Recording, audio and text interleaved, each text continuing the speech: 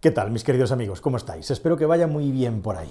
Y que además, si estáis veraneando, si estáis en vuestra zona de descanso, que estéis pasando un fenomenal verano, a pesar de la desgracia que estamos teniendo en los días que grabo este vídeo con el tema de los incendios. Y hablando de descansar, aquí no descansamos, vamos a seguir trabajando y al pie del cañón todo este mes de agosto para seguir publicando contenido sobre la actualidad de la industria del automóvil que viene muy calentita.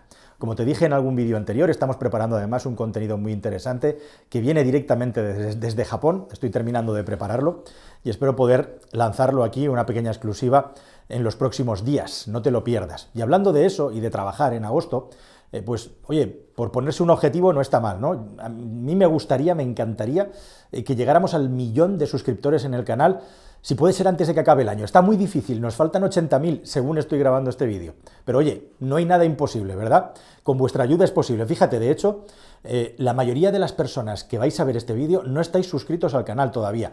Así que suscribíos, que no cuesta absolutamente nada. Y además, de esa manera, no os vais a perder tantos vídeos del canal y, bueno, pues es gratis. Nos vais a echar una mano para intentar conseguir esa cifra mágica que nos encantaría conseguir cuanto antes. Así que ya lo sabes, si no lo has hecho ya, suscríbete. Si conseguimos la machada de llegar al 1.000.000 este año, ya organizaremos alguna interesante, alguna potente, en la que todos saldréis beneficiados. Y ahora vamos a ver qué narices es lo que está pasando, si te parece, después de haberte suscrito con el tema de Mercedes-Benz, la Unión Europea, y lo que está pasando con China, que realmente está empezando a ponernos las cosas muy complicadas. ¿Estás pensando en comprar un automóvil nuevo? Pues entra en carwow.es y ahorra más de 4.000 euros de media. Entras, configuras uno o varios modelos y ya está. Vas a empezar a recibir ofertas gratis y de concesionarios directamente en el dispositivo que elijas. Pero ojo, tranquilo, no te va a molestar nadie. Solamente contactarán contigo cuando tú tomes la decisión. ¿Tienes dudas entre varios modelos? Es normal. Entras en carwow.es y miras las reviews. Probamos todos los coches y cómo se actualizan y te lo contamos de la manera más detallada y honesta posible. Infórmate, elige y ahorra con carwow.es. Es tan cómodo como ponerse el cinturón en este coche. Y ahora a seguir disfrutando del vídeo. Venga, vámonos. Bueno, la situación, como digo, está muy caliente y no solamente porque es verano.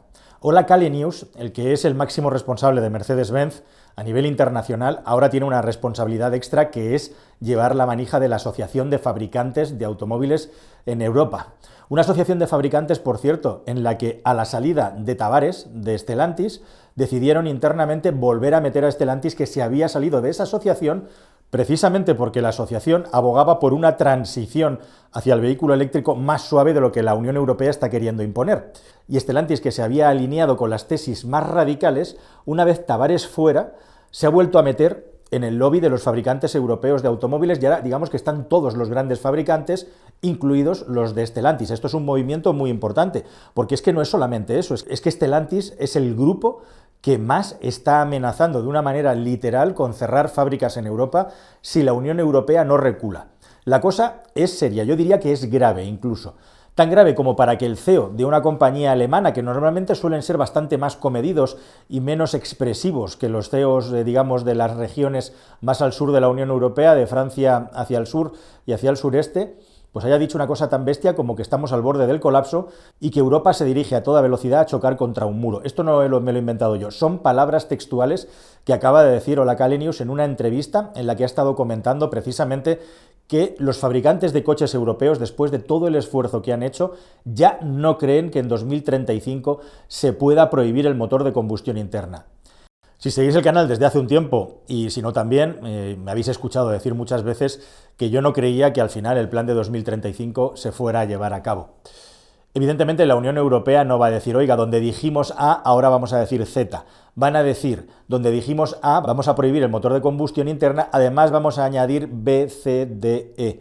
Eso es lo que yo preveo que va a suceder, lo que os he contado en los últimos años, y lo que probablemente va a ocurrir dentro de no tanto tiempo, porque entre finales del año 25 y el año 26 la Unión Europea va a decidir, o tendría que decidir definitivamente, si ese plan de la prohibición de 2035 va adelante. Mi opinión, mi creencia es que no, pero probablemente lo vamos a saber, entre comillas, muy pronto. En un plazo de menos de un año, es lo que yo calculo, Es posible incluso que antes que acabe 2026 lo sepamos ya, y si no en una segunda ronda, como muy largo, como muy lejos, en el verano de 2026 esto debería de estar totalmente cerrado. Y probablemente vinculado a eso es precisamente cuando los máximos mandatarios de la industria europea del automóvil están levantando la voz de una manera más clara y más directa. ¿Qué dice Kali News? Pues básicamente que se está rompiendo el principio de neutralidad tecnológica, que no puede ser que todo se meta por normativa, por un embudo en el que la única solución es el automóvil eléctrico puro, porque esto daña mucho a la industria europea.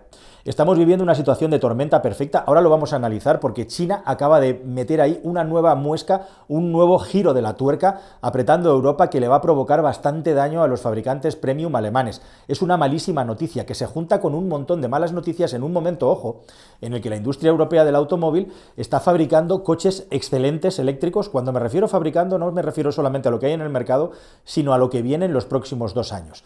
Desde el Renault Twingo, que es el coche barato europeo con el Volkswagen ID.2 por excelencia, el Twingo probablemente un coche más interesante incluso que el ID.2 por cómo se ha desarrollado y construido, la velocidad, la ingeniería, con una parte muy importante de la ingeniería desplazada a China, por cierto, muy innovador y además un coche muy bonito. El ID.2 va a ser un coche mucho más alemán, mucho más al estilo tradicional, pero en definitiva también un coche interesante en tanto coche eléctrico barato de Volkswagen, y marcas premium como Mercedes-Benz o como BMW con el nuevo CLA, que es un auténtico cochazo, los nuevos Neue Klasse de BMW, que van a romper completamente la industria del automóvil. Y ya os digo que se van a poner a la cabeza de lo que es un automóvil eléctrico. Luego podemos discutir de precio, podemos discutir de la parte del software y conectividad y etcétera, pero lo que es un producto automovilístico, cuando salga de aquí a unos meses el iX3, se va a poner en el podium, en la primera posición del mejor coche eléctrico que hay en el mercado actualmente. Los europeos no están retrasados. Lo que pasa es que en lo que sí que estamos retrasados es en la cadena de suministro y producción de los componentes del coche eléctrico y principalmente de la batería, al margen de todas las ayudas que reciben una parte de los fabricantes chinos, del precio de la mano de obra en aquel país y sobre todo del control de la cadena de suministro de las baterías, que es lo que más daña con diferencia a Europa. Así que lo que piden los fabricantes europeos a la Unión Europea es, oiga, que sí, que vamos todos a la electrificación, que hemos hecho una inversión brutal en electrificación, pero es que las ventas y el escalado de las ventas no nos da para sustituir al ritmo que nos habéis pedido los motores de combustión interna. Esto no va de que se vaya a abandonar el coche eléctrico o se vaya a dejar de fabricar coches eléctricos. Esto va del ritmo de adopción del coche eléctrico en un mercado, el de los fabricantes europeos, no solo mercados, sino los fabricantes europeos, que tienen su negocio montado alrededor del coche térmico y que todavía no ganan suficiente dinero con el coche eléctrico, de hecho pierden dinero y no pueden abandonar el vehículo térmico porque eso supondría directamente cerrar las empresas. Habría que refundarlas, habría que cerrarlas, enterrarlas y fundar nuevas empresas con nuevo capital, con nuevos inversores y en definitiva sería un reseteo de la industria que nos haría ponernos a la cola de la industria del automóvil. Y entre medias, esto no lo entienden los ecologistas ni los lobbies ecologistas, que el automóvil es un porcentaje importantísimo del PIB europeo. Estamos hablando del 8% del PIB europeo y de 13 millones de puestos de trabajo. No partimos de cero, somos marcas legacy, marcas de legado, marcas que tienen un historial y que tienen un mercado. Y no se puede romper tan rápido por mucho que todo el mundo esté alineado en el camino hacia la electrificación. Por eso piden neutralidad tecnológica, piden que los combustibles sintéticos sean considerados igualmente y otras tecnologías como los híbridos enchufables o los range extenders siempre que cumplan unas normativas y no se haga trampa por supuesto. Por ahí van los tiros y por ahí va la presión de la Unión Europea, pero es que antes la Unión Europea tenía una grandísima vía de escape que era la exportación y específicamente Alemania, que es el rey de la exportación de automóviles, de la locomotora de Europa. Pero ahora tenemos un problema muy gordo. Tenemos un problema muy gordo de éramos pocos y parió la abuela. Tenemos el problema gordo de que en Estados Unidos de América se han puesto en plan bullying contra la industria europea del automóvil y específicamente la de lujo. Al final nos han puesto unos aranceles que están haciendo que muchísimos fabricantes, todos prácticamente, estén perdiendo dinero o tengan muchos menos beneficios que tuvieron antaño, pero es que al otro lado, al este, tenemos un problema igual, pero todavía más grande con China. Y si el problema con China era ya grande, pues ahora a los alemanes les acaban de hacer una puñeta importante y muy grande que probablemente ni todavía antes he enterado. Te lo voy a contar. Pues que resulta que en China también hay impuestos, y también hay impuestos al lujo, y también hay impuestos al lujo del automóvil. Y tradicionalmente en China sí ha habido un impuesto de lujo para los automóviles, pero era un impuesto de lujo que aplicaba a los automóviles de combustión interna, y que solamente pagaban aquellos chinos más adinerados que compraban coches con un precio de 1,3 millones de yuanes o más.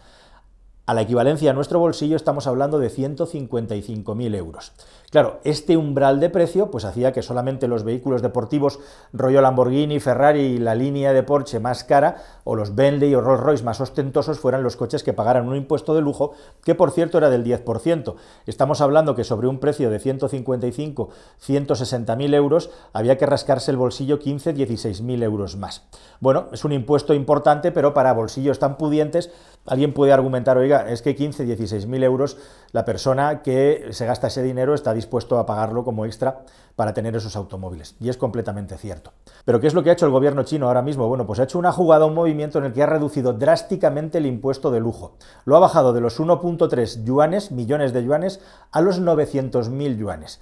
Y además, la última vuelta de tuerca es que ya no solo aplica a los automóviles de combustión interna, sino que aplica también a los coches eléctricos.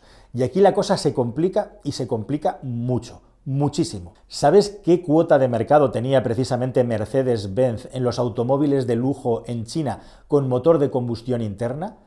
El 50%, 48%, casi el 50%. ¿Por qué? Pues todos los clase S que llevan los potentados chinos con sus motores V8 biturbo o V12, ahí los tenías con su Mercedes-Benz.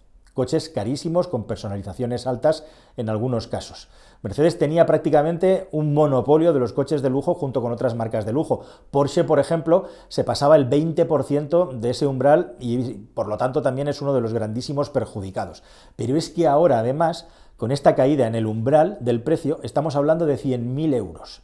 Ahora son 107.000 euros si traducimos de los yuanes, de los 900.000 yuanes, el umbral a partir del cual se aplica un impuesto de lujo, que por cierto todavía no sabemos si sigue siendo ese 10%. Si sigue siendo ese 10%, bueno, pues va a estar redondeando cerca de los 11.000 euros, no llega el sobrecoste. Ya empieza a doler un poquito más a medida que vas bajando el precio, pero es que además impacta directamente en muchos de los coches eléctricos europeos de alta gama que tenían una buena posición en aquel mercado, como puede ser el Porsche Taycan, como puede ser el Mercedes-Benz EQS, o como puede ser, por ejemplo, el BMW i7, que es un coche que prácticamente está diseñado para el mercado chino. Así que ahora los chinos han metido una doble medida de protección para su industria, también por la parte del lujo. Y ojo, que esto también empieza a impactar ya a algunos fabricantes chinos, porque muchos de ellos se han ido para arriba, para arriba, para arriba, y ahora tienen coches de lujo súper potentes. Los Yangwang o la gama más alta de Xiaomi va a estar por encima de ese precio. La marca de lujo Yangwang de BYD, del que por cierto aquí te enseñamos un par de coches en el canal, que si quieres cuando termine estos vídeos te los refresco.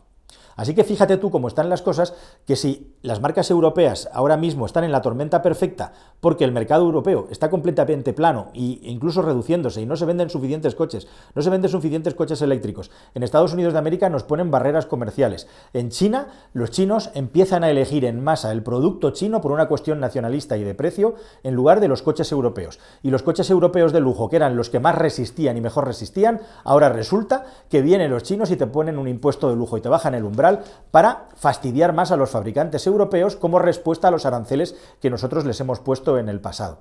Esto sí que es una tormenta perfecta en una región Europa que los fabricantes europeos ya tenían prácticamente amortizada porque ya preveían que íbamos a crecer poco, pero es que ahora resulta que si nos van cerrando puertas por un lado y otro, a Europa la necesitan también, aunque no fuera el principal mercado del que comer, por decir de algún modo. Es una región que es muy necesaria hacer crecer si el resto de regiones se nos van estropeando, y especialmente la exposición de los fabricantes alemanes a China. Y todo esto además, cuando los chinos están inundando nuestro mercado con sus coches eléctricos y con sus coches de gasolina baratos y con sus híbridos enchufables, porque los chinos son muy listos. Los chinos los comen los chinos, ¿eh?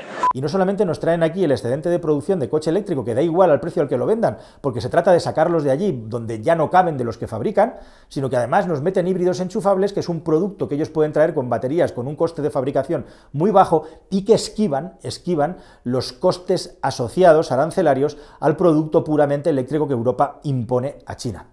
Hemos pasado de una tormenta perfecta, entre comillas, positiva, o de cómo los europeos fueron capaces de navegar la pandemia y la crisis de los semiconductores con un montón de ayudas a la industria para hacer ERES y mandar a la gente a casa y seguir produciendo coches y producirlos a precio de oro y que se vendieran a precio de oro, a un momento en el que ya no venden coches, los coches eléctricos no se venden a la velocidad adecuada, incluso hacen perder dinero, y los mercados tradicionalmente de salida y de crecimiento de volumen de nuestros fabricantes están seriamente afectados por decisiones políticas y por el imparable desarrollo tecnológico chino, en el que también hay una porción muy importante de decisiones políticas en aquel país para conquistar la industria automovilística mundial a través del producto electrificado.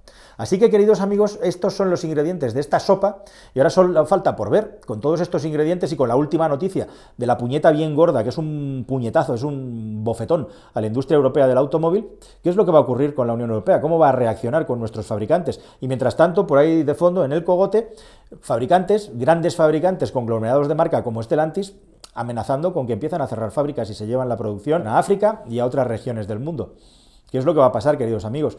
Esto es verdaderamente impactante y preocupante.